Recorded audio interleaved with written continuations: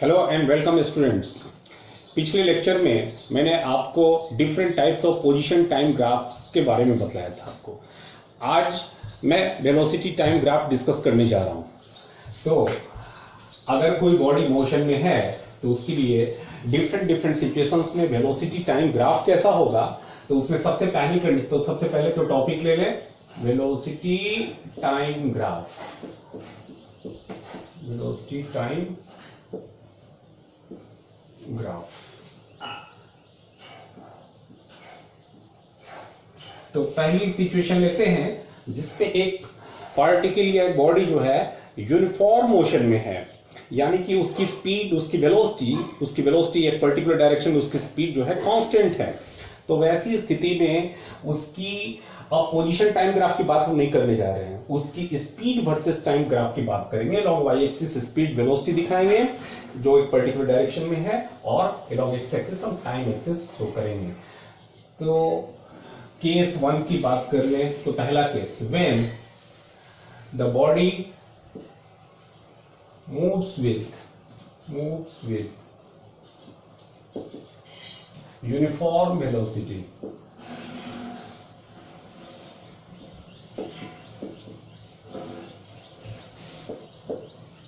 when the body moves with uniform velocity, तो ऐसी स्थिति में यदि along y एक्सिस हम वेलोसिटी शो करें, x एक्सिस के along इधर टाइम एक्सिस बना दें, हम इधर टाइम शो करें, तो चूंकि पार्टिकल की velocity all the time same है, तो वेलोसिटी जो है हमेशा कांस्टेंट रहेगी और ये ग्राफ जो है पैरेलल टू टाइम एक्सिस जाएगा। तो this is your velocity time graph for a body which is moving with a constant velocity with a uniform velocity. तुम देखो, समय बीतने के साथ साथ किसी भी पर्टिकुलर मोमेंट ऑफ टाइम में वेलोसिटी जो है इतनी की इतनी ही है। वेलोसिटी में कोई चेंज, मतलब इस साइड में कोई चेंज नहीं है। इसका सीधा सा अर्थ हुआ कि वेलोसिटी इज कांस्टेंट, यानी कि मोशन इज यूनिफॉर्म। अब इस ग्राफ का एक बड़ा ग्रेट सिग्निफिकेंस है, और वो ये है कि इस ग्राफ की मदद से हम क्या कर सकते हैं, डिस्प्लेसमेंट निकाल सकते हैं। तो अगर हमें वेलोसिटी टाइम ग्राफ दे रखा हो, तो सपोज करो कि हमें डिस्प्लेसमेंट फाइंड करना है इसकी मदद से। तो एक बात बता, मान लो कि एक सर्टेन टाइम इंटरवल t1 से लेकर t2 के बीच डिस्प्लेसमेंट निकालना है। सपोज करो एट द इंस्टेंट t1 जो वेलोसिटी जैसे है, वेलोसिटी तो सेम ही है, तो ये कांस्टेंट वेलोसिटी जो है सपोज करो कि ये v है, ठीक। टाइम t2 पर भी, इंस्टेंट t2 पर भी वेलोसिटी क्या है, सेम v ही रहा, ठीक है। तो नेट डिस्प्लेसमेंट फाइंड करने के लिए किस टाइम इंटरवल में, t1 से लेकर के t2 सेकंड के बीच की टाइम इंटरवल में यदि हम जानना चाहें कि what will be the net displacement, तो हम इस एरिया को फाइंड करते हैं। जिस किसी भी टाइम इंटरवल में पूछा जाए हमसे total displacement, we simply find the area under velocity time graph, ठीक है। यही एरिया जो होगा, ये एरिया डिस्प्लेसमेंट के बराबर होगा। डिस्प्लेसमेंट क्यों होगा भाई, तो तुम जानते हो कि डिस्प्लेसमेंट क्या होता है, वेलोसिटी इनटू टाइम, ठीक है। Velocity is equal to displacement by time, तो displacement is equal to velocity into time. Constant velocity है, ये हो गया constant velocity into time interval t1 से लेकर t2 तक के बीच हमें टोटल डिस्प्लेसमेंट फाइंड करना है। तो वेलोसिटी, ये एक रेक्टेंगल बन रहा है, इस रेक्टेंगल में देखो, रेक्टेंगल की एरिया जो है ये क्या होती है, लेंथ इनटू ब्रेड्थ होती है। लेंथ का मतलब वेलोसिटी हो गया जो कि कांस्टेंट है, और ये ब्रेड्थ का मतलब t1 से लेकर t2 तक ये लेंथ हो गई आपकी, जो कि ब्रेड्थ हो गई। तो एरिया, तो importance of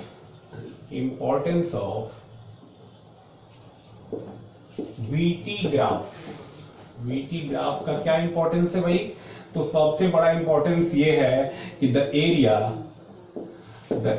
under VT graph measures, the area under velocity time graph measures the displacement displacement. Clear है?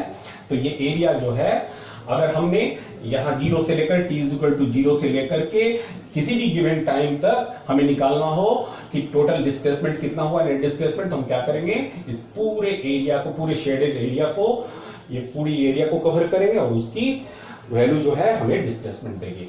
क्लियर है? तो ये इसका इंपॉर्टेंस है वेलोसिटी टाइम ग्राफ का। और कोई जरूरी नहीं है कि बॉडी जो है यूनिफॉर्म वेलोसिटी से मूव कर रही हो तभी जो है इसके नीचे की, इसके और टाइम एक्सिस के बीच की एरिया जो है वो डिस्प्लेसमेंट देगी। बॉडी नॉन यूनिफॉर्मली भी मूव कर सकती है, चाहे वो यूनिफॉर्मली एक्सीलरेटेड मोशन का केस हो या नॉन यूनिफॉर्मली एक्सीलरेटेड मोशन का केस हो, हर हालत में वेलोसिटी टाइम ग्राफ और टाइम एक्सिस के बीच की एरिया जो है वो अगर तुम मेजर कर सके, तो अभी मैं कुछ प्रॉब्लम्स भी दूंगा उन पर बेस, तो अगर ये काम हम कर सके, टोटल एरिया अगर हम वेलोसिटी टाइम ग्राफ के बीच का मेजर कर सके, तो वो नेट डिस्प्लेसमेंट के इक्वल होता है। तो अब दूसरा ग्राफ हम डिस्कस करने जा रहे हैं, when the body moves with uniform acceleration, उस परिस्थिति में with constant acceleration, when the body moves with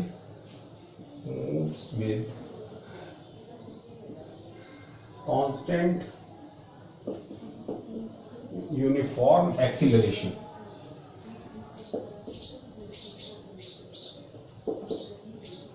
suppose करो कि एक्सीलरेशन स्मॉल a है।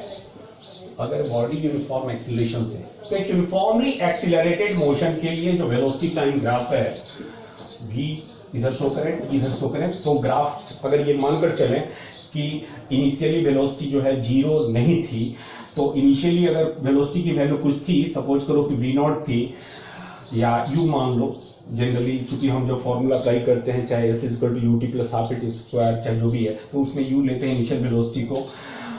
तो सपोज करो कि वेलोसिटी जो है u से स्टार्ट हो रही है और यूनिफॉर्मली एक्सीलरेट होते हुए बॉडी की वेलोसिटी जो है बढ़ती जा रही है, एक कांस्टेंट रेट से बॉडी की वेलोसिटी बढ़ती जा रही है जब भी वो एक स्ट्रेट लाइन पाथ को फॉलो करते हुए आगे बढ़ रही है।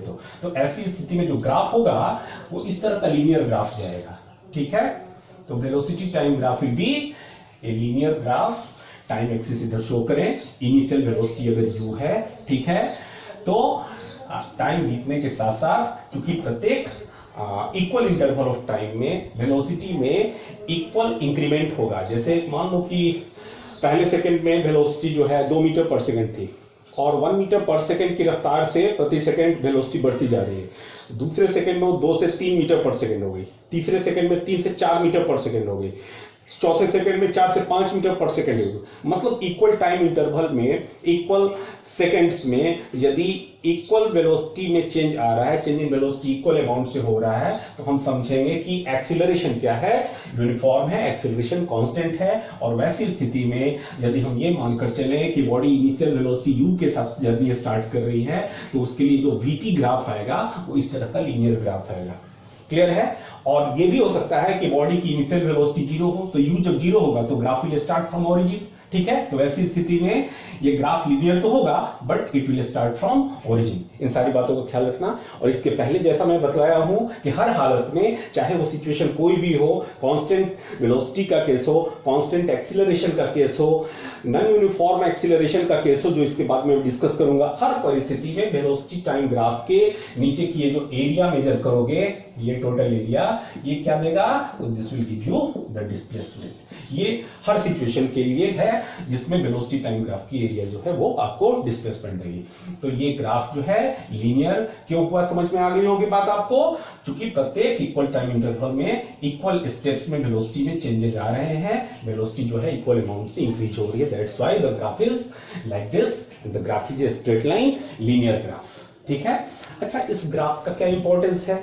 चलो, एक तो हो गई कि एरिया जो है, इसके पहले जैसा मैं समझाया कि ग्राफ के अंदर की एरिया टाइम एक्सिस और ग्राफ के बीच की वो क्या मेजर करती है? Net displacement. इस ग्राफ का एक और सिग्निफिकेंस है, वो ये कि वेलोसिटी में जब एक कांस्टेंट रेट से इंक्रीमेंट हो रहा है तो वो कांस्टेंट रेट क्या है ये हम पता कर सकते हैं, यानी कि एक्सीलरेशन कितनी है वो हम मालूम कर सकते हैं। ठीक है? तो इस ग्राफ की मदद से एक्सीलरेशन मालूम कर सकते हैं। तो कैसे मालूम करेंगे भाई?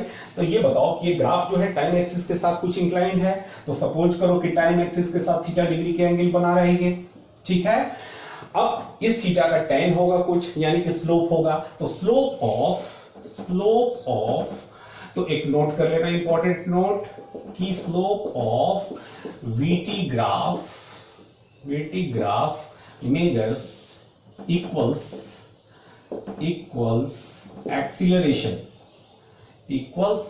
एक्सीलरेशन, या यूं कहो कि और A is equal to tan theta, where theta is the angle of inclination of the graph. ठीक है, चलो इस चीज को मैं प्रूफ भी कर देता हूं।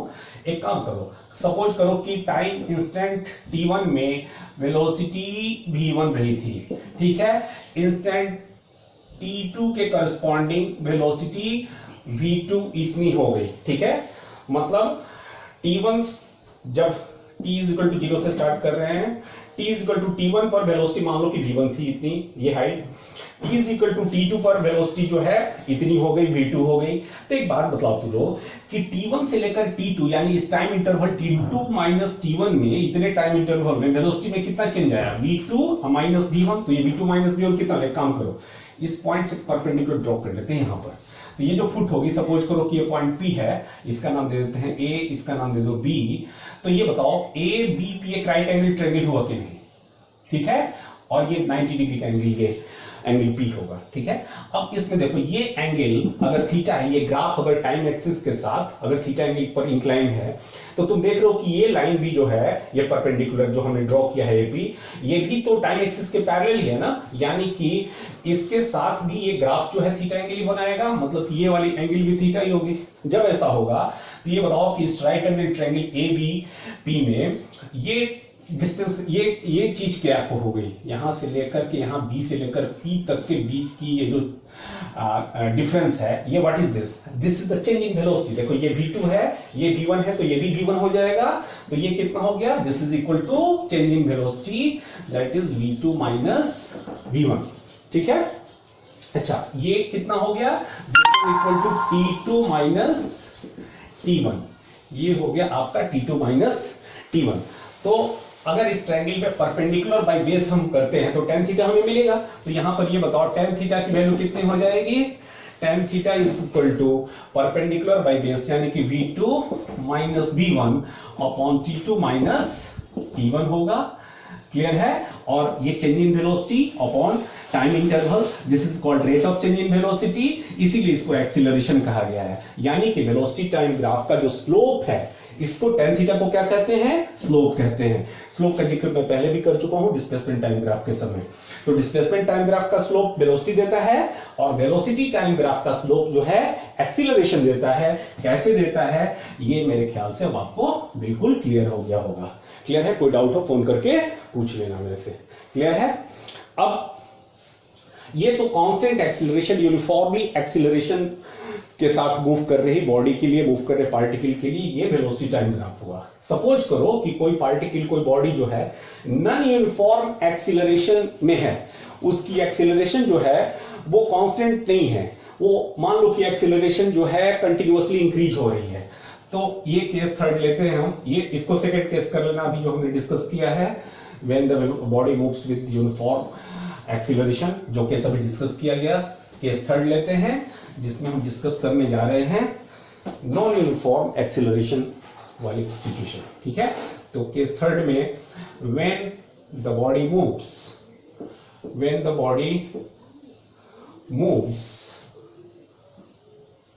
With increasing acceleration,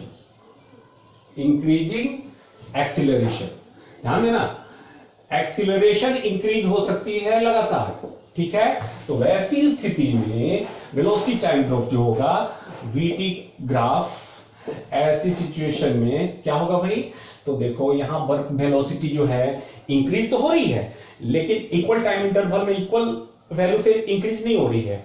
increasing acceleration आने वाले सेकंड में, आने वाले समय में लगातार बढ़ता जा रहा है।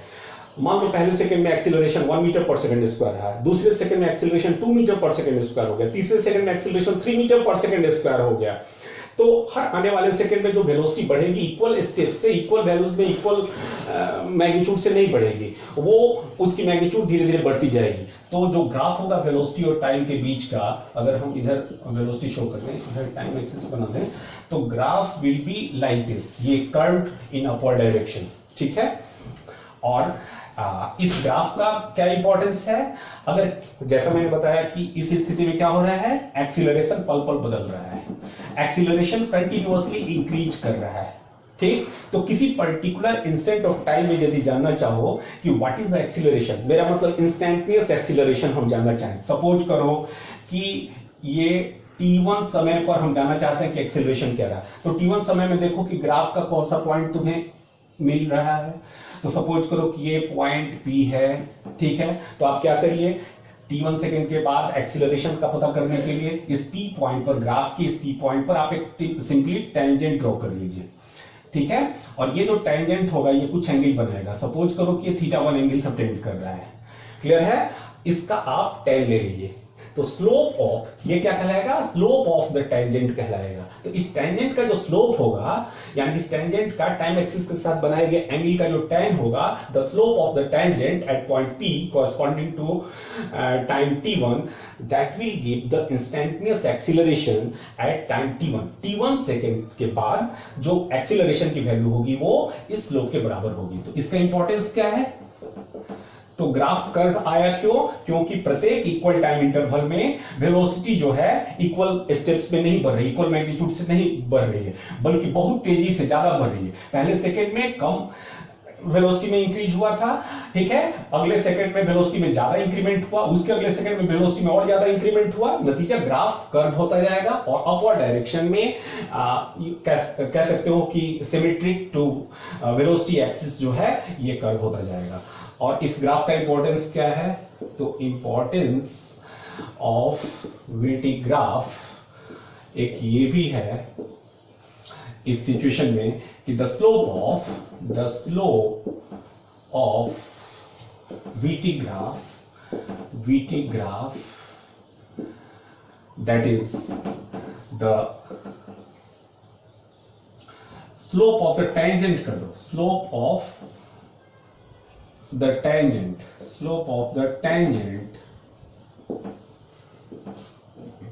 of VT graph at any point measures the instantaneous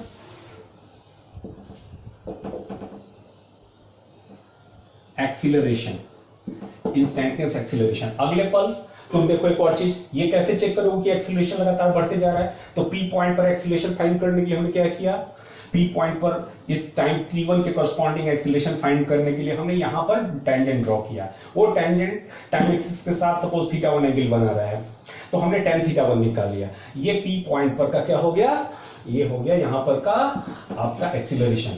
अगर मान लो कि किसी समय t2 की बात करें, t2 जो कि t1 से ज्यादा है, तो टाइम t2 के कॉरस्पॉन्डिंग जो कोई पॉइंट हमें मिलेगा इस ग्राफ पर, सपोज करो कि पॉइंट Q मिल रहा है, ठीक है। हम जानना चाहते हैं कि t2 टाइम के कॉरस्पॉन्डिंग एक्सीलरेशन कितना हो गया, और वो एक्सीलरेशन बढ़ा है, चेक करने जा रहे हैं, या कम हुआ है पहले से। तो क्या करेंगे, इस पॉइंट पर एक्सीलरेशन पता करने के लिए इस इंस्टेंट ऑफ टाइम में, मोमेंट ऑफ टाइम में, यहां से हम टेंजेंट ड्रॉ करेंगे। सॉरी, ये टेंजेंट होना चाहिए, बिल्कुल टच करते एक ही पॉइंट पर टच करके आना चाहिए। तो ये आपका जो टेंजेंट होगा, ये टेंजेंट जो है टाइम एक्सिस को यहां मिल रहा है, ये सपोज करो टाइम एक्सिस को यहां मिल रहा है जैसा दिख रहा है। तो मान लो कि ये θ2 एंगल बना रहा है, तो ये θ2 θ1 से, इस θ1 से ग्रेटर है या लेस है, साफ दिख रहा है θ2 ग्रेटर है। θ2 ग्रेटर है तो tan θ2 विल बी ग्रेटर, और tan θ2 क्या होगा, Q पॉइंट का एक्सीलरेशन होगा, ठीक है। तो साफ दिख रहा है कि जो A बात करें एक्सीलरेशन एट P पॉइंट, तो ये कितना होगा, dv अपॉन dt। इस पॉइंट पर हम इस चीज को ऐसे भी निकाल सकते हैं, किसी पॉइंट पर, किसी इंस्टेंट ऑफ टाइम में एक्सेलरेशन, इंस्टेंटेनियस एक्सेलरेशन पता करने के लिए हम dv by dt हम कर सकते हैं, और dv by dt इस पॉइंट P पर जो कि कॉरस्पॉन्डिंग टू टाइम t1 है, this will be equal to tan theta 1, ठीक है। और मान लो ये इक्वेशन नंबर 1 है।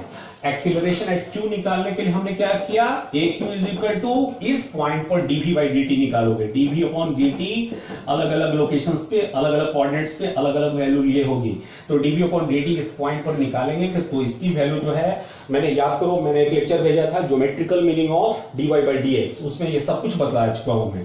तो ये क्या होगा, dv by dt at point p at point q, now sorry, तो this will be equal to tan theta 2 से दिस इक्वेशन नंबर 2। तो साफ दिख रहा है कि थीटा 2 चूंकि थीटा 1 से बड़ी है तो tan theta 2 will be greater than tan theta 1, clear. यानी कि AQ will be greater then AP, यानी कि एक्सीलरेशन में क्या हो रही है, एक्सीलरेशन इंक्रीज हो रही है। तो clearly as theta 2 is greater than theta 1, तो tan theta 2, this implies tan theta 2 will be greater than tan theta 1, which implies AQ is greater than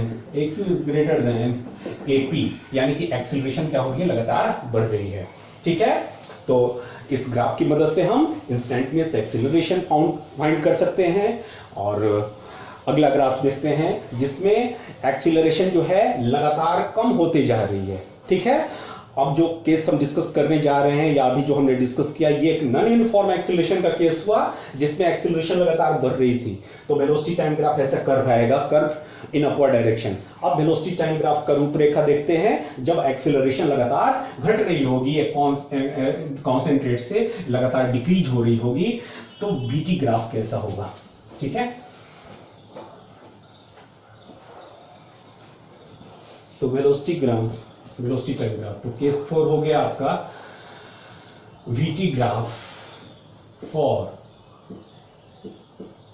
decreasing acceleration,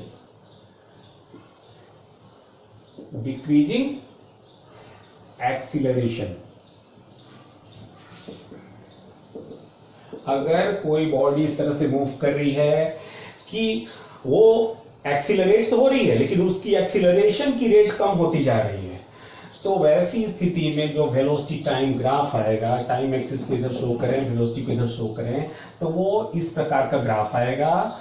चलो ओरिजिन से मान लेते हैं कि यात्रा शुरू हुई है, वेलोसिटी जो है जीरो से शुरू हुआ है, वेलोसिटी की वैल्यू t इक्वल टू 0 पर 0 थी, अगर हम ऐसा मान लें तो कर्व जो है इस तरह का जाएगा, curve in downward direction, symmetric to time axis हो जाएगा।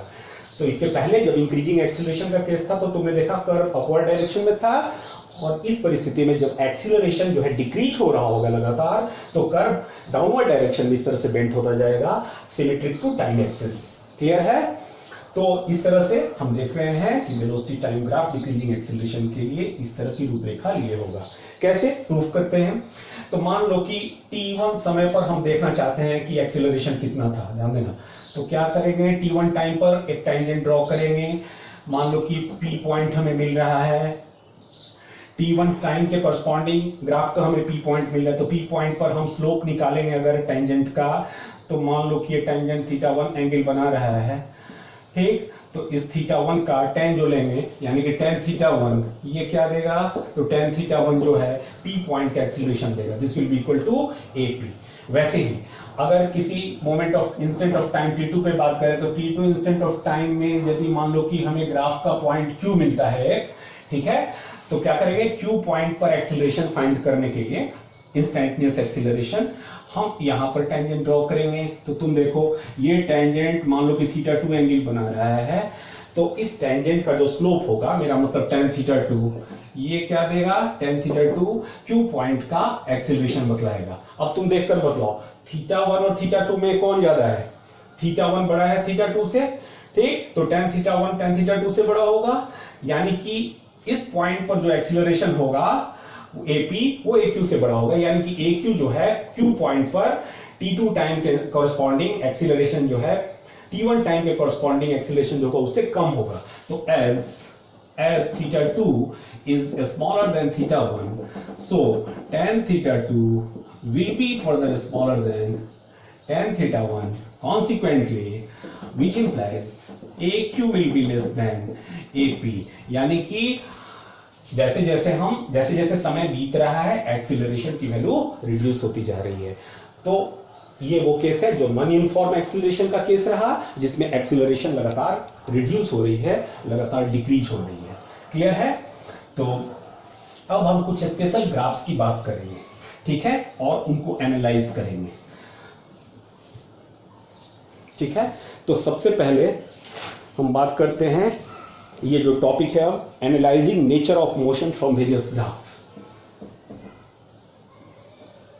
Analysing nature of motion, analysing nature of motion from various graphs. अलग अलग प्रकार के ग्राफ में शो करूंगा और उन ग्राफ्स के क्या मीनिंग है उनको हम समझेंगे।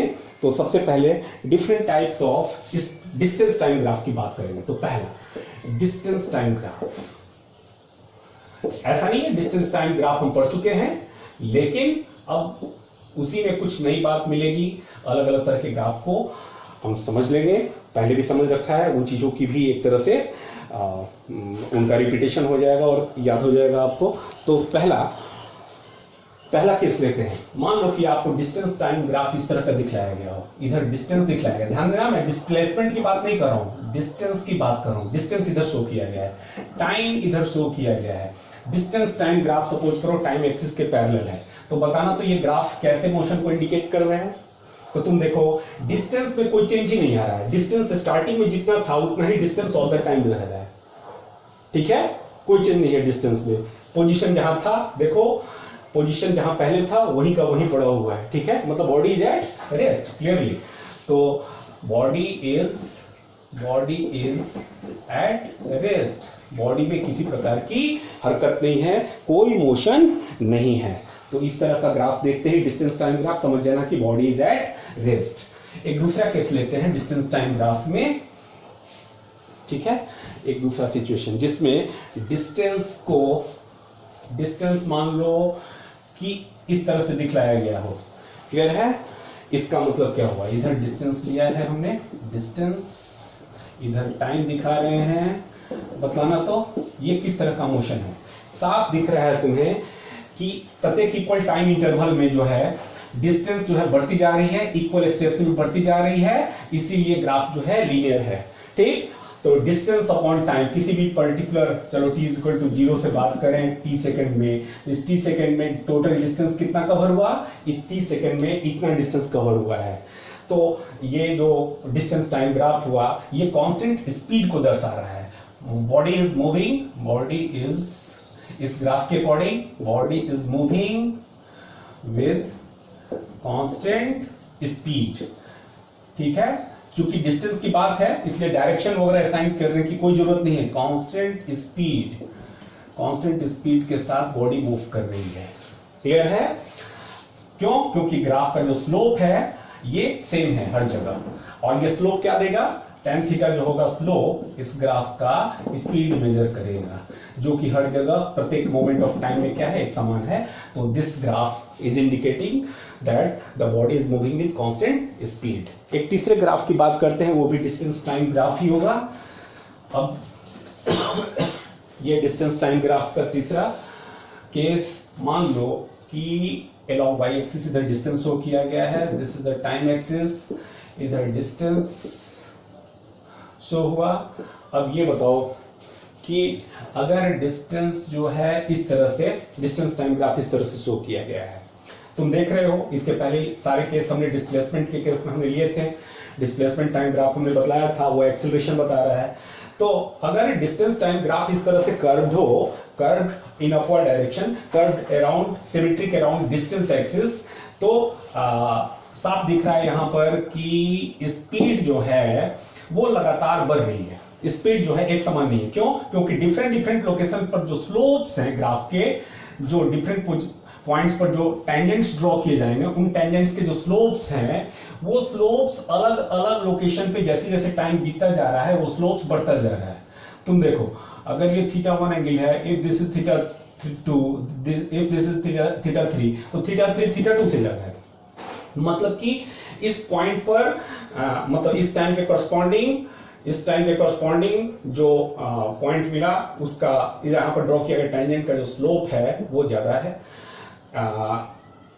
इस टाइम के कॉरस्पॉन्डिंग जो स्लोप है वो कम है, और इस टाइम के कॉरस्पॉन्डिंग ये जो पॉइंट हमें मिला था ग्राफ का वहां ड्रॉ किया गया टेंजेंट का जो स्लोप है और भी कम है। तो जैसे जैसे टाइम बीतता जा रहा है, सपोज करो कि this points correspond to time t1, this point correspond to time t2, let this point corresponds to time t3, ठीक है। तो तुम देख रहे हो कि as the time passes by, what happens, the slopes of the tangents drawn on the at the graph is increasing, ठीक है, उसका स्लोप बढ़ता जा रहा है। तो ये एक कांस्टेंट स्पीड नहीं बल्कि एक तरह से कह सकते हो कि एक्सीलरेटिंग बॉडी का डिस्टेंस टाइम ग्राफ दे रखा है, ठीक है। स्पीड, डायरेक्शन, इनमें से कुछ भी चेंज हो जाता है तो बॉडी इज एक्सीलरेटिंग। तो ये जो है यूनिफॉर्मली एक्सीलरेटिंग मोशन के लिए केस है।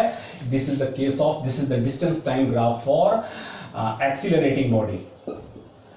एक्सीलरेटेड मोशन का केस हुआ, एक्सीलरेटेड मोशन का ये केस हुआ, क्लियर है। अच्छा, ग्राफ इस तरह का अगर आता है, मान लो सपोज करो कि ग्राफ, ये एक्सीलरेटेड मोशन समझ में आया क्यों हुआ, क्योंकि लगातार स्लोप्स जो है बढ़ता जा रहा है, कर्व जो है आने वाले सेकंड्स में ज्यादा से ज्यादा डिस्टेंसेस ट्रेवल हो रहे हैं, यानी कि अगले सेकंड्स में स्पीड क्या होती जा रही है, बढ़ती जा रही है, स्पीड कंटिन्यूअसली बढ़ रही है, मतलब एक्सीलरेशन का केस है, ठीक है। अब अगर तुम्हें डिस्टेंस टाइम ग्राफ इस तरह का दे रखा हो, तो व्हाट डज इट मीन, सीधी सी बात है, यहां पर स्पीड क्या होती जाएगी, घटती जाएगी, स्पीड डिक्रीज होती जाएगी। डिस्प्लेसमेंट टाइम ग्राफ में ये चीज मैंने बतला दिया है। तो अगर इधर डिस्टेंस है, ठीक है, इधर टाइम दिखाया जाए, तो ये किस केस को इंडिकेशन दे रहा है, तो ये जो केस है distance time graph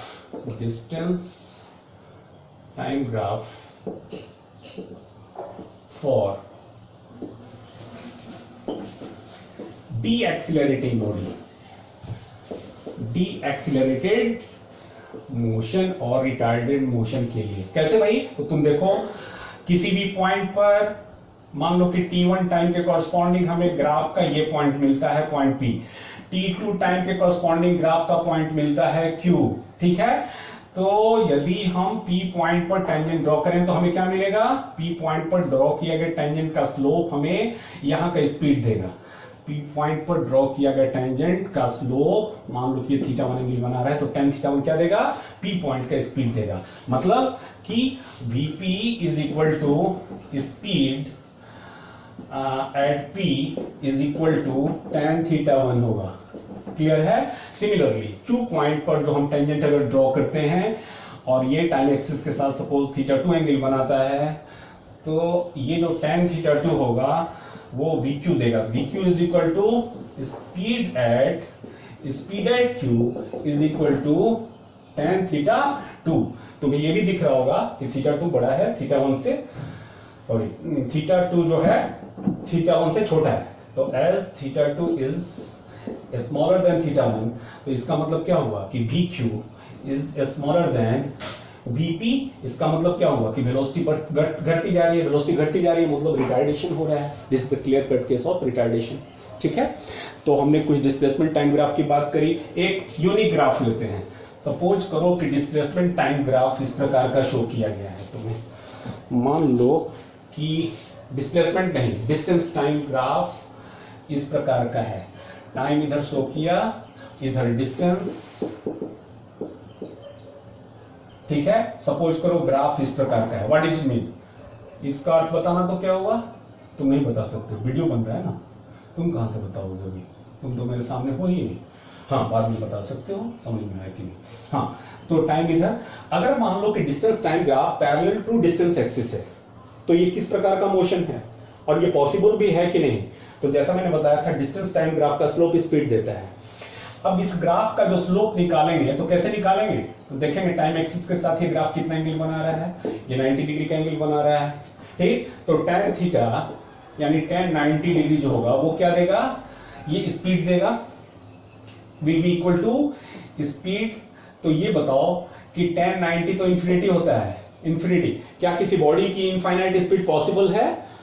infinite speed possible नहीं है ना। मैक्सिमम स्पीड लाइट की होती है 3 लाख किलोमीटर प्रति सेकंड। इनफाइनाइट स्पीड जो है पॉसिबल नहीं है, इसीलिए ये ग्राफ जो है इम्पॉसिबल ग्राफ है।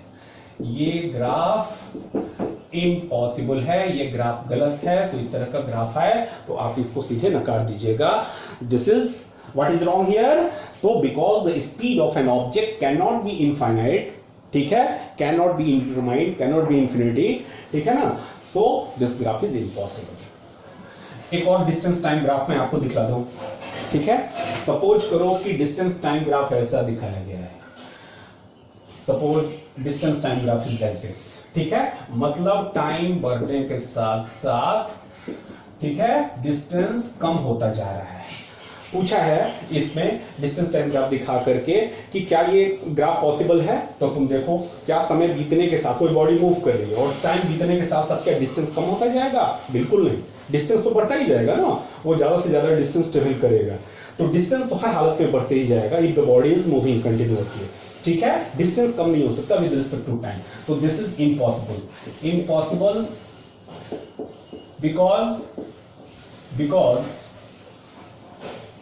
because distance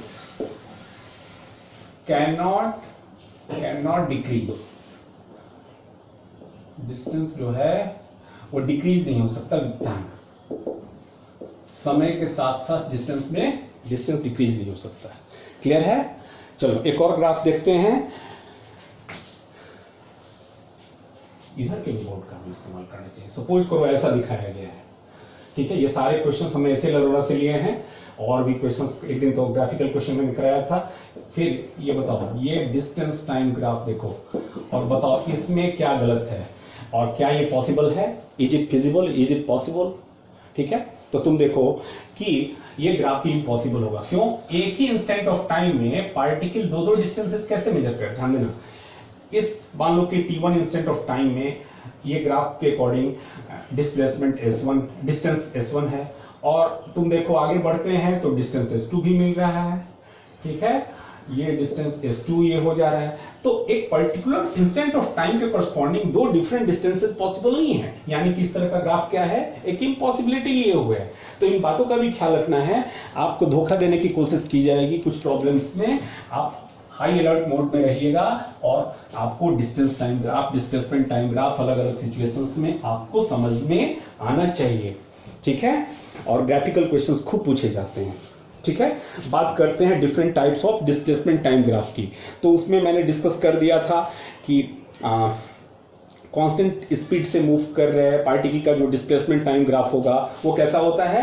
तो एक लीनियर ग्राफ होता है, मैंने बता दिया था आपको। अगर बॉडी रेस्ट में है, पोजीशन चेंज नहीं कर रही है, तो टाइम एक्सिस के पैरेलल जाएगा ग्राफ, ठीक है। अगर यूनिफॉर्मली एक्सीलरेटेड मोशन का केस है तो graph will be curved in upward direction. अगर यूनिफॉर्मली रिटार्डेड मोशन का केस है तो graph will be curved downward in downward direction symmetric to time axis, ठीक है। ये सारी बातें हम कर चुके हैं। अब डिस्प्लेसमेंट टाइम ग्राफ में हम एक स्पेशल केस ले रहे हैं। हाँ, displacement time graph, different types of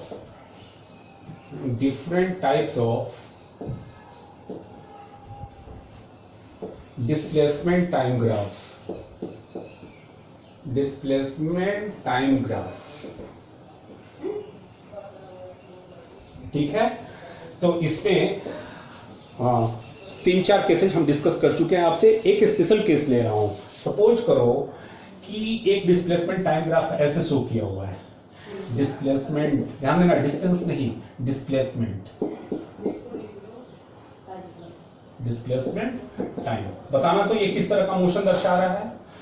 तुम देखो, डिस्प्लेस, सपोज करो this point is A, this time is T, and time T के corresponding point is B, here is the origin. मान लो कि ओरिजिन है t इज इक्वल टू 0 पर, जो है t इज इक्वल टू 0 पर डिस्प्लेसमेंट इतना था। समय बीतने के साथ साथ डिस्प्लेसमेंट कम होता जा रहा है। ऐसा कब होगा? समय, कोई गाड़ी चल रही है, समय बीतने के साथ साथ डिस्प्लेसमेंट कम से कम होता जा रहा है। इसका मतलब ये हुआ कि बॉडी जो है कैसे मूव कर रही है बताओ तो, इसकी वेलोसिटी के बारे में कुछ बतलाओ। मैंने बताया था डिस्प्लेसमेंट टाइम ग्राफ का जो स्लोप है, ये स्लोप यानी कि ध्यान देना ये वाली एंगल नहीं लेंगे, ये एंगल लेंगे हमेशा, तो हमेशा अलर्ट मोड में रहना।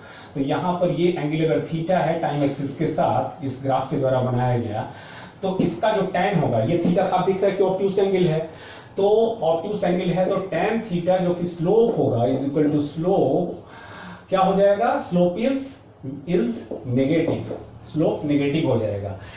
और ये स्लोप क्या होगा, वेलोसिटी देगा, यानी कि that is velocity v is negative, यानी कि वेलोसिटी v क्या है, इस बॉडी का नेगेटिव है, बॉडी की वेलोसिटी नेगेटिव है, डिस्प्लेसमेंट टाइम बीतने के साथ साथ घट के 0 हो रहा है। ऐसा लग रहा है कि बॉडी जो है, मान लो कि ओरिजिन यहां थी, ओरिजिन यहां पर है, बॉडी पहले यहां पर था, ठीक, तो बॉडी लग रहा है जैसे कि वापिस ओरिजिन की तरफ आ रहा है, ठीक है, t इज इक्वल टू 0 पर बॉडी यहां था, ए पर था, और जैसे जैसे समय बीता t is equal to t second के बाद बॉडी जो है बैक टू ओरिजिन आ गया, ठीक है, यानी कि वेलोसिटी की डायरेक्शन जो है अपोजिट है, वेलोसिटी की डायरेक्शन नेगेटिव है, यानी कि body is not moving away from the origin, body is moving towards the origin, ठीक है। So velocity will be negative, यहां ग्राफ का स्लोप भी जो कि वेलोसिटी देता है वो बता रहा है कि slope is negative, so velocity will be negative. Velocity का नेगेटिव होना मतलब particle is approaching towards the origin, it is not moving away from the origin. If it would have moved away from the origin, its velocity would have been positive, but because the particle is approaching towards the origin, so velocity is negative. तो इसका सीधा सा अर्थ हुआ कि particle जो है वो A से वापस ओरिजिन की तरफ आ रही है और t सेकंड के बाद वो बिल्कुल ओरिजिन पर पहुंच जाती है, और वेलोसिटी क्या है, नेगेटिव है। तो ये एक स्पेशल ग्राफ था डिस्प्लेसमेंट टाइम ग्राफ का जो पहले डिस्कस नहीं किया गया था। अब यदि मान लो कि इसी में ऐसे कह दे, इसी ग्राफ को मैं ऐसे कर दूं, तो इसका मतलब बताओ क्या होगा। ग्राफ ऐसा दे रखा है, ग्राफ को थोड़ा सा एक्सटेंड कर दिया इधर की ओर, अब बताना तो इसका मतलब क्या हुआ। इसका मतलब ये हुआ कि ग्राफ जो है, बॉडी का डिस्प्लेसमेंट जो है वो घट के 0 हुआ, पहले बॉडी कहीं थी पहले ओरिजिन से दूर, वो वापस ओरिजिन पर आई, अब डिस्प्लेसमेंट जो है, अब और समय बीता t सेकंड के बाद, तो बॉडी का डिस्प्लेसमेंट नेगेटिव हो रही है। ध्यान देना, ये डिस्प्लेसमेंट एक्सिस है, इसके ऊपर डिस्प्लेसमेंट पॉजिटिव, तो इसके नीचे का डिस्प्लेसमेंट नेगेटिव, मतलब कि बॉडी जो है न सिर्फ ओरिजिन पर रिटर्न आई है बल्कि अब अपोजिट डायरेक्शन में मूव कर रही है। ध्यान देना, ओरिजिन का अपोजिट डायरेक्शन, इधर का ये ओरिजिन है हमारा, ओरिजिन, और इसके इधर की डिस्प्लेसमेंट पॉजिटिव ली जाए, displacement positive,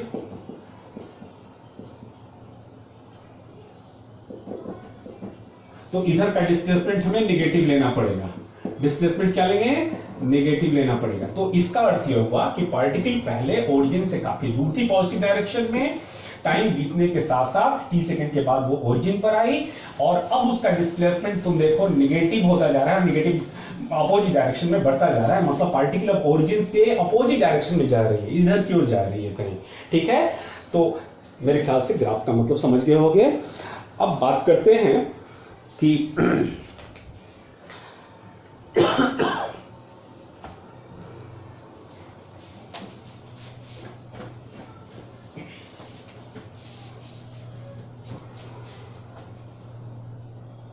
different types of velocity time graph भी हमने डिस्कस कर दिया, और एक्सीलरेटेड मोशन के लिए, इंक्रीजिंग एक्सीलरेशन के लिए, डिक्रीजिंग एक्सीलरेशन के लिए, ये सारे केसेस हमने डिस्कस कर दिए, ठीक है।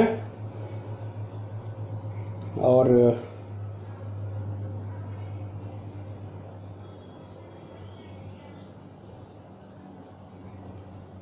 हाँ, एक ग्राफ अगर ऐसे शो किया जाए, मान लो वेलोसिटी टाइम ग्राफ की बात करी जाए, वीटी ग्राफ में, कुछ स्पेशल ग्राफ में अगर हम ऐसे डिस्कस करें, सपोज करो कि पार्टिकल की वीटी ग्राफ ली जा रही है, इधर वेलोसिटी शो किया है, इधर टाइम शो किया जा रहा है, क्लियर है, और ग्राफ ये इंडिकेशन दे रहा है, क्या इंडिकेशन दे रहा है बताइए, वेलोसिटी घटती जा रही है, जैसे जैसे टाइम बीतता गया वेलोसिटी डिक्रीज होती जा रही है, फाइनली 0 हो जा रही है, यानी कि वेलोसिटी 0 यानी बॉडी रेस्ट में आ जा रही है। तुम्हें बताया था कि वेलोसिटी टाइम ग्राफ का स्लोप फिर से देखो, यहां से एंगल मेजर करेंगे, ये वाली एंगल मेजर करेंगे, भूल कर भी ये एंगल नहीं मेजर करना है, ऐसे नहीं। मतलब किस सेंस में, एंटी क्लॉकवाइज सेंस में मेजर करी गई एंगल को हम पॉजिटिव लेते हैं। ट्रिग्नोमेट्री मैथ में भी पढ़ा होगा, मैंने भी बताया है आप लोगों को मैथमेटिकल टूल्स में जब मैं ट्रिग्नोमेट्रिकल चीजें बता रहा था। तो ये एंगल आप नहीं लेंगे, ठीक है। तो इस एंगल की बात करी जाए तो इस एंगल का tan अगर हम लें, यहां पर इस वेलोसिटी टाइम ग्राफ में अगर हम इस ग्राफ की जो स्लोप की बात करें यानी tan थीटा की, तो ये tan थीटा क्या देगा, this tan theta will give the acceleration. ध्यान देना, वेलोसिटी टाइम ग्राफ का स्लोप क्या देगा, एक्सीलरेशन देगा। अब ये बताओ कि tan थीटा नेगेटिव होगी positive, as theta is obtuse, theta तो ऑब्ट्यूस एंगल है ना, so tan theta will be is negative, that is acceleration is negative. Acceleration का नेगेटिव होना मतलब कि रिटार्डेशन टेक्स प्लेस। और साथ देख रहे हो, समय बीतने के साथ साथ वेलोसिटी, ये हाइट वेलोसिटी इंडिकेशन दे रहा है, समय बीतने के साथ साथ वेलोसिटी रिड्यूस होती जा रही है और फाइनली वेलोसिटी जो है डिक्रीज होकर के मान लो कि t सेकंड के बाद, t1 सेकंड के बाद वो जीरो हो जा रही है। यहाँ पर here this point corresponds to the point where the velocity is becoming zero. इस पॉइंट t1 के कॉरेस्पॉन्डिंग, इस टाइम t1 के कॉरेस्पॉन्डिंग वेलोसिटी इज जीरो। तो फाइनली बॉडी रेस्ट में आ जा रही है एक यूनिफॉर्म रिटार्डेशन के साथ। बॉडी जिसकी इनिशियल वेलोसिटी भी थी यूनिफॉर्मली रिटायर्ड होती गई, कॉन्स्टेंटली उसकी वेलोसिटी घटती गई, वो डीएक्सिलरेट होती गई और फाइनली उसकी वेलोसिटी t1 सेकंड के बाद जीरो हो गई। ये ग्राफ से भी क्लियर है, ग्राफ की स्लोप से भी क्लियर है, जो कि एक्सीलरेशन देता है और जिसकी वैल्यू नेगेटिव आती है, जो इंडिकेशन दे रहा है कि ये नेगेटिव है, यानी कि बॉडी इज रिटायर्ड। तो ये वेलोसिटी टाइम ग्राफ जो हमने बहुत सारे डिस्कस किए थे उसमें एक स्पेशल है। और एक और वेलोसिटी टाइम ग्राफ लेते हैं। सपोज करो ये तो पहला केस हो गया, एक दूसरा बीटी ग्राफ जिसमें कि वेलोसिटी एक्सिस ये हो गया, टाइम एक्सिस इधर हमने शो किया। और सपोज करो कि बॉडी की वेलोसिटी इस तरह से ग्राफ आ रहा है, ठीक है। तो इसका मतलब आप बतलाइए कि क्या हो रहा है, ठीक है।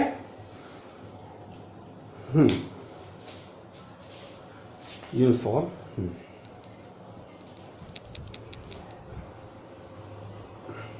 यहां भी वेलोसिटी जो है डिक्रीज हो रही है, ठीक है। और फिर उसके बाद वेलोसिटी अपोजिट डायरेक्शन में इंक्रीज होना शुरू होती है t सेकंड के बाद। तो ये ग्राफ इंडिकेशन दे रहा है स्लोप का नेगेटिव होना। क्यों? क्योंकि ये एंगल ऑब्ट्यूस है, तो इसका tan थीटा जो कि स्लोप होगा इस ग्राफ का वो क्या मेजर करेगा। तो चूंकि वेलोसिटी टाइम ग्राफ के स्लोप की बात है, रिटार्डेशन ऐसे ही, तो यानी कि बॉडी रिटायर्ड हो रही है, वेलोसिटी घट के जीरो हो गई है। वेलोसिटी तो घट के जीरो हो गई, बॉडी रेस्ट में आ गई t सेकंड के बाद। लेकिन अब इसके बाद बॉडी जो है अब फिर मूव कर रही है, लेकिन किस डायरेक्शन में, अपोजिट डायरेक्शन में बॉडी की वेलोसिटी इंक्रीज हो रही है। ध्यान देना, बॉडी की वेलोसिटी जो है रिवर्स डायरेक्शन में इंक्रीज हो रही है।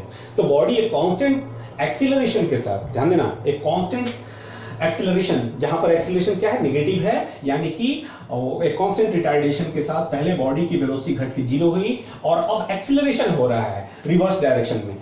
ऐसा लगता है कि एक स्टोन पीस को उछाल दिया गया है ऊपर की ओर वर्टिकली अपवर्ड डायरेक्शन में। अब वो एक कांस्टेंट रिटार्डेशन स्मॉल g से घटते एक मैक्सिमम हाइट अटेन करने पर उसकी वेलोसिटी जीरो हो गई। ये वो टाइम है जहां पर मैक्सिमम वेलोसिटी उसकी क्या हो गई है, वो जीरो हो गई वेलोसिटी घट के। इनिशियली जब थ्रो किया गया था v वेलोसिटी से थ्रो किया गया था, जो वेलोसिटी ऊपर जाते जाते बॉडी के मैक्सिमम हाइट अटेन करने पर जीरो हो गई t सेकंड के बाद। और ऐसा लग रहा है कि उसके बाद बॉडी अब नीचे की ओर गिरना शुरू हो रही है, यानी कि वेलोसिटी का डायरेक्शन इन्वर्ट हो गया, ठीक है। तो वेलोसिटी का डायरेक्शन उलट गया, मतलब कि जो वेलोसिटी पहले पॉजिटिव हुआ करती थी अब वेलोसिटी अब नेगेटिव होने लगी। तो ये जो केस है, ये graph, this graph corresponds to the case where a body is vertically thrown in upward direction and is allowed to move under the influence of gravity alone, जिसमें क्या होगा कि बॉडी जिस वेलोसिटी से भी थ्रो करी गई थी वो धीरे धीरे टाइम बीतने के साथ घटती जाएगी और एक मैक्सिमम हाइट पर, जिसको अटेंड करने में कुछ समय लगेगा t सेकेंड, वहां पर वेलोसिटी जीरो हो जाएगी। And then after body will change the direction of velocity, और बॉडी जो है रिवर्स डायरेक्शन में अपनी वेलोसिटी को बढ़ाती जाएगी, ठीक है। तो ये एक स्पेशल केस रहा और समझ गए होंगे कि ये किस केस को इंडिकेशन दे रहा है, ठीक है। तो ये एक वेलोसिटी टाइम ग्राफ हमने बताया। एक और वेलोसिटी टाइम ग्राफ का जिक्र मैं करना चाहूंगा। सपोज करो कि एक ऐसा वेलोसिटी टाइम ग्राफ दे रखा है, बीटी ग्राफ का एक ये केस दे रखा है। सपोज करो कि वेलोसिटी जो है इस तरह से चेंज हो रही है। बोलो, मान लो कि वेलोसिटी इधर वेलोसिटी शो करे, आगे आने वाले समय में देखोगे तुम लोग कि ऐसे मोशन भी होते हैं जिनके लिए वेलोसिटी टाइम ग्राफ ऐसा शो किया जा सकता है, ठीक है। और सिंपल हार्मोनिकली कह सकते हो, अभी ये वर्ड यूज करना भी उचित नहीं है। तो मान लो कि किसी बॉडी की वेलोसिटी इस तरह से चेंज हो रही है, तो ये बताओ तो ये किस प्रकार का केस है? पहले ये किस तरह का केस है? इसमें ये यूनिफॉर्मली एक्सिलरेटेड मोशन है, रिटार्डेड मोशन है, ये क्या है? तो तुम देखो, वेलोसिटी टाइम ग्राफ का स्लोप मेजर करता है एक्सिलरेशन या रिटार्डेशन, जो भी एक्सिलरेशन मेजर करता है, वही अगर निगेटिव हो तो रिटार्डेशन कहलाता है। तो तुम देख रहे हो कि यहां पर ये जैसे जैसे t0 से समय बीतता गया, मान लो कि t1 समय लगा वेलोसिटी को मैक्सिमम होने में, तो चाहे बॉडी जैसे भी मूव कर रही हो, शुरू में वो एक्सिलरेट हो रही है, शुरू में उसकी वेलोसिटी बढ़ रही है, मतलब ये एक्सिलरेशन का केस हुआ, एक्सिलरेट हो रही है। फिर उसके बाद तुम देखो वेलोसिटी घट रही है लगातार, मतलब डी एक्सिलरेशन हो रहा है, ठीक है। फिर एक्सिलरेशन हो रहा है, अपोजिट डायरेक्शन में एक्सिलरेशन हो रहा है, फिर डी एक्सिलरेशन हो रहा है अपोजिट डायरेक्शन में, मतलब कि एक वेरिएबल एक्सिलरेशन का केस हुआ। ये कैसा केस हो गया? ये एक ऐसा वेलोसिटी टाइम ग्राफ है जो which represents variable acceleration, variable acceleration।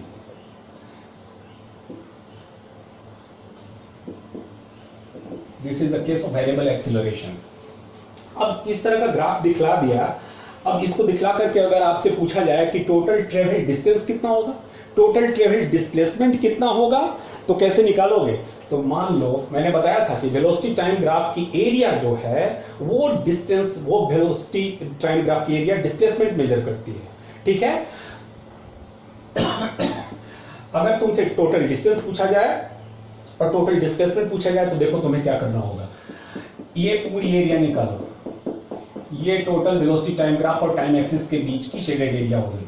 ये टोटल एरिया मान लो कि A1 आती है, ये टोटल एरिया A2 आती है, ये टोटल एरिया A3 आती है, ठीक है। तो तुम देख रहे हो कि एरिया A1 पॉजिटिव है, एरिया A3 भी पॉजिटिव है, लेकिन एरिया A2 क्या है? नेगेटिव है। तो जब डिस्प्लेसमेंट पूछा जाए तुमसे, तो displacement is equal to, displacement इस केस में क्या होगा? Displacement will be equal to area A1 minus area A2। यहां पर साइन का भी ख्याल रखना होगा, A2 नेगेटिव होगा तो, ठीक है, अब प्लस एरिया A3 होगा। क्लियर है? तो डिस्प्लेसमेंट निकालते वक्त A1 और A3 A2 सबके साइन का ध्यान रखेंगे कि A1 और A3 जो है पॉजिटिव है और A2 जो है नेगेटिव है। लेकिन जब आपसे डिस्टेंस पूछा जाए, इस तरह का ग्राफ दिखाकर velocity time graph, if you are asked to determine the net distance travelled, तो इसमें क्या करोगे आप? Distance can not be negative. Distance के नेगेटिव होने का कोई मतलब नहीं, मतलब कि इस टाइम इंटरवल में अगर पूछा जाए, कहा जाए ये एरिया जो कि डिस्प्लेसमेंट मेजर करेगा वो तो नेगेटिव है, समझ में आ रही बात, ठीक है। लेकिन डिस्टेंस इतना हुआ वो नेगेटिव होगा, तो डिस्टेंस तो नेगेटिव हो ही नहीं सकता। तो नेट डिस्टेंस जो है इतने टाइम इंटरवल में कितना कवर हुआ, तो इसमें आप को साइन कन्वेंशन यूज करने की कोई जरूरत नहीं है, कोई एरिया नेगेटिव नहीं होगा, यहां पर सभी डिस्टेंसेस जो है पॉजिटिव लिए जाएंगे। यानी कि टोटल डिस्टेंस की अगर बात करी जाए तो this will be equal to magnitude of area A1 plus magnitude of area A2 plus magnitude of area A3। इन दोनों में अंतर क्या है? डिस्प्लेसमेंट लेना हो तो A2 को नेगेटिव लोगे, मान लो कि फिर ग्राफ नीचे आ गया, वो A4 एरिया हो गया तो उसको भी नेगेटिव लोगे।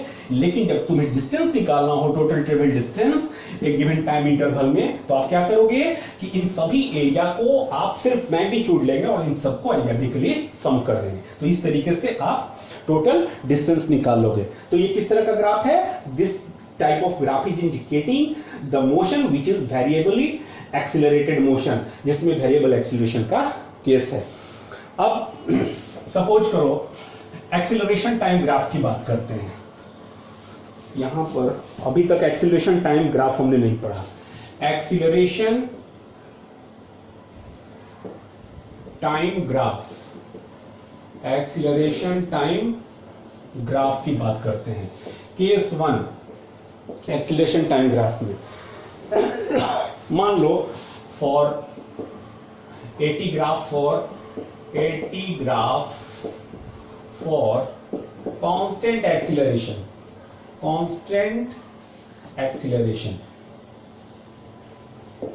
कोई बॉडी कांस्टेंटली एक्सीलरेट हो रही है, तो कैसे दिखाएंगे उसका एक्सीलरेशन टाइम ग्राफ? एक्सीलरेशन को इस बार हम शो कर रहे हैं इधर की ओर, इधर हो गया आपका एक्सीलरेशन,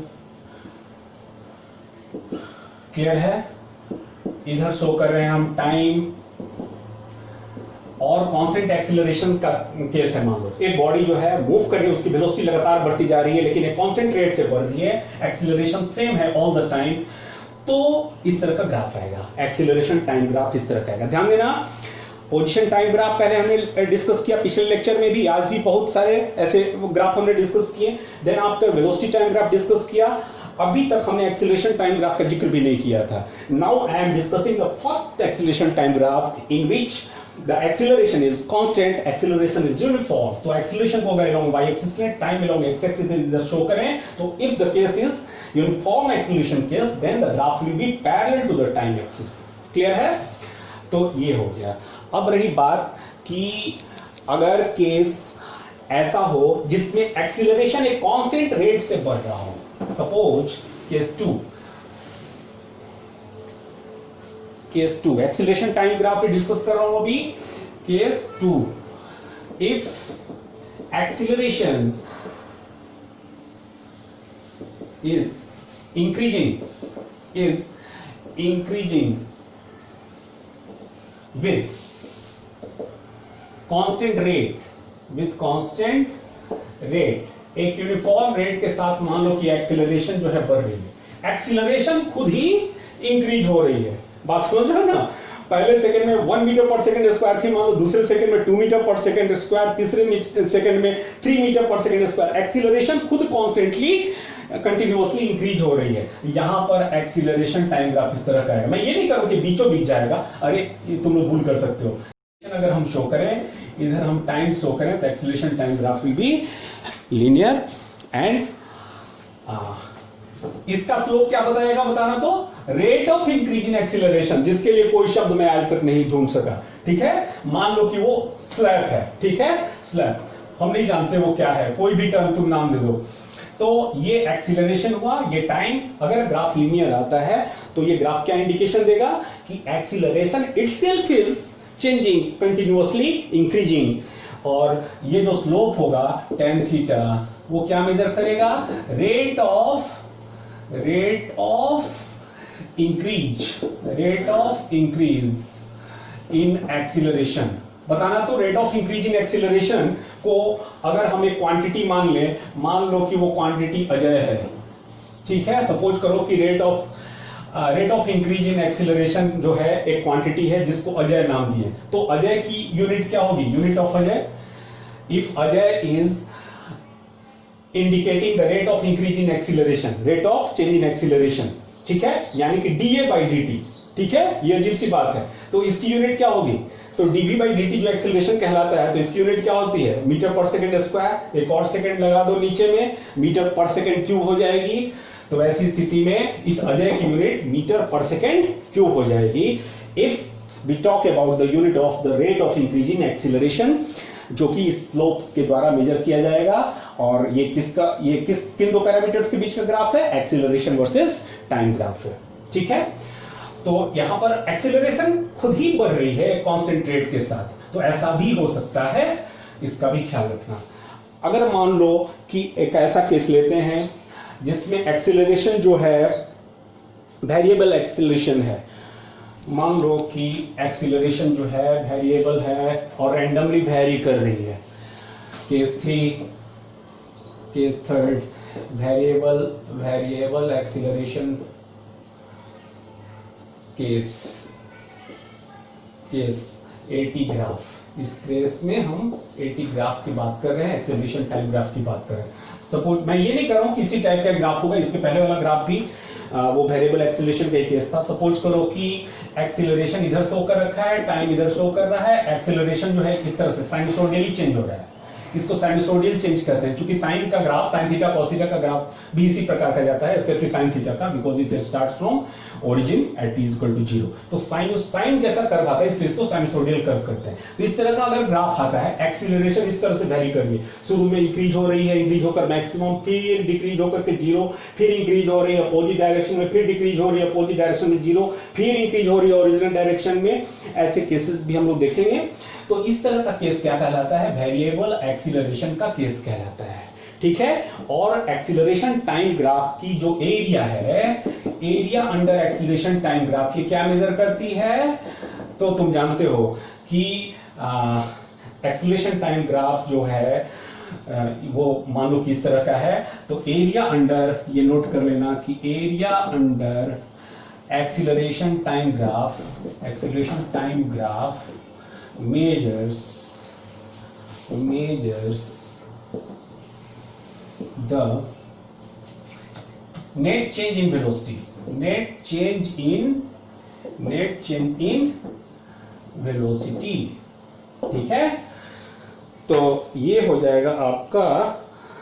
तो यहां पर बताओ, अगर मान लो कि ये एरिया A1 है, ये A2 है, ये A3 है, तो बताना तो यहां पर नेट चेंज इन वेलोसिटी कितना हो जाएगा?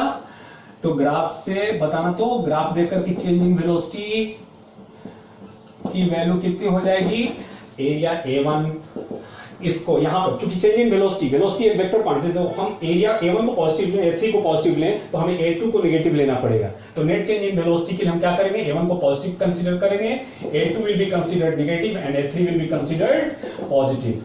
तो ये तीनों एरिया को इस तरह से हम रखें, इस तरह से ऐड करें, जहां A2 को नेगेटिव लिया जाए, तो एक्सीलरेशन टाइम ग्राफ का एरिया जो है इस तरह से वो चेंज इन वेलोसिटी मेजर करेगा। ये जान लो, अगर एक्सीलरेशन टाइम ग्राफ शो किया गया है तो उसके और टाइम एक्सिस के बीच की एरिया जो है वो चेंज इन वेलोसिटी मेजर करती है। तो प्रॉब्लम्स इन पर भी बेस्ड हो सकते हैं।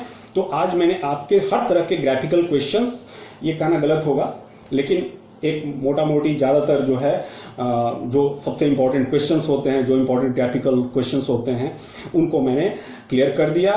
कोई डाउट हो पूछ लीजिएगा। अभी के लिए इतना ही। नेक्स्ट मैं प्रॉब्लम्स भेजूंगा, कुछ नेक्स्ट लेक्चर में प्रॉब्लम कराकर इन पर बेस्ड, और फिर आपको कुछ क्वेश्चन दूंगा सॉल्व करने के लिए। अभी के लिए इतना ही। Thank you.